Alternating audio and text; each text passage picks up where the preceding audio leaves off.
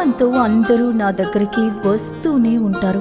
కానీ ఏం చేయను, ఎవరూ నా దాహాన్ని తీర్చలేకపోతున్నారు.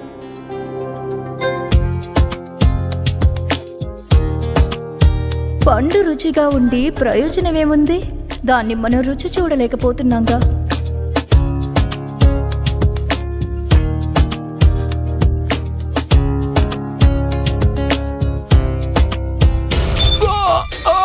రెండు నెలల్లో 10 మంది మిస్ అయ్యారు.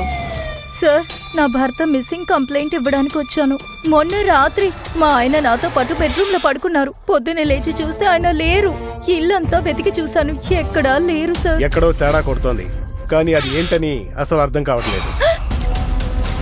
మర్యాదగా నిజం చెప్పు, లేకపోతే బయటికి వెళ్ళలేవు.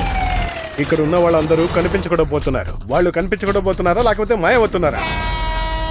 మీ హస్బెండ్ ని మేము కనిపెడతాం మేడం. అలా దొంగతనంగా చూడడం ఎందుకు?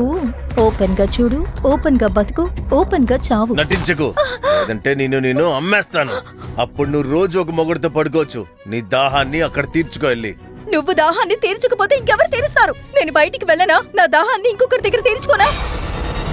అందరినీ సంతోషపరుస్తాను. నేను మనిషిని కాదు, శ్మశానాన్ని.